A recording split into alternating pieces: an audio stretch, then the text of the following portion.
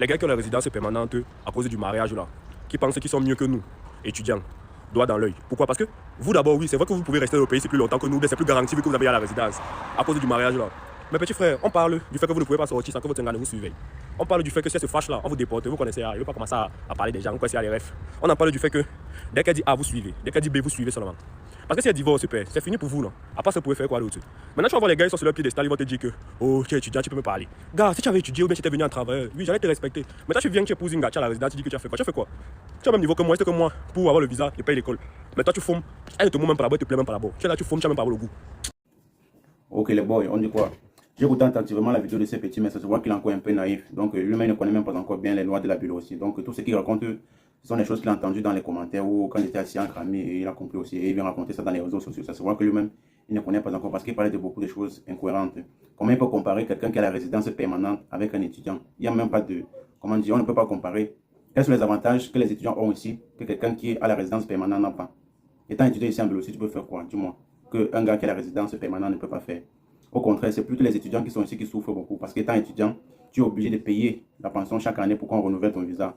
Étant étudiant, tu vas payer minimum 3500 à 4000 dollars par an. Et 3500 dollars à 4000 dollars par an, ça revient à 2 500 000 francs CFA par an. Imagine un peu. Est-ce que nous sommes venus ici en Biélorussie pour pouvoir faire souffrir encore les parents? Tous les parents savent que quand nous arrivons ici en Biélorussie, c'est pour se chercher, pour se libérer en fait. Donc quand les parents envoient les enfants ici en Europe, c'est un peu comme pour se libérer quoi. Et qu'on t'aime encore plus sur nous pour qu'on puisse envoyer quelque chose là-bas. Mais toi, en tant qu'étudiant, tes parents sont encore obligés de dépenser 2 500 000 par an. Imagine, c'est beaucoup d'argent. Alors que nous, ayant la résidence permanente, nous, on ne peut plus payer ces 2 500 000. Tu vois qu'avec les 2 500 000, on peut plutôt investir ou faire quelque chose avec. Tu vois qu'il n'y a même pas de comparaison. Nous, avec la résidence permanente, on peut rester dans le pays. La seule condition qui nous permet de rester dans le pays, c'est juste de travailler. Donc, j'ai un peu suivi ta vidéo, j'ai noté 3 points essentiels. C'est-à-dire que si la femme se fâche, on va nous déporter. Est-ce qu'il n'y a pas la loi dans ce pays? Il y a bien les lois. La femme va se fâcher, on va nous déporter comment? Comment tu peux raconter les bêtises comme ça? Donc, au point, tu dis que si elle divorce, c'est fini. Ici, il faut savoir que le titre de séjour ne se donne pas comme ça ici en Biélorussie. Ce n'est pas du genre, tu vas te marier du jour au lendemain, on va te donner le titre de séjour, jamais. Si tu te maries ici en Biélorussie et que tu ne fais pas la demande du titre de séjour, on ne va jamais te donner. Donc, quand tu te maries, tu dois encore te débattre, faire encore une documentation pour avoir le titre de séjour. Il faut bien connaître ça. Il ne faut pas seulement venir s'asseoir sur les réseaux sociaux et raconter les choses dont tu ne connais pas. Et pour avoir le titre de séjour ici en Biélorussie, il faut que tu travailles.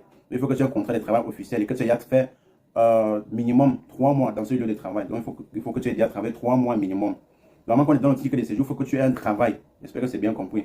Maintenant, alors, si ta femme divorce, tu vois, si ta femme divorce et que tu as un contrat de travail, ton contrat de travail va te sauver. Donc, on ne va pas te déporter, non.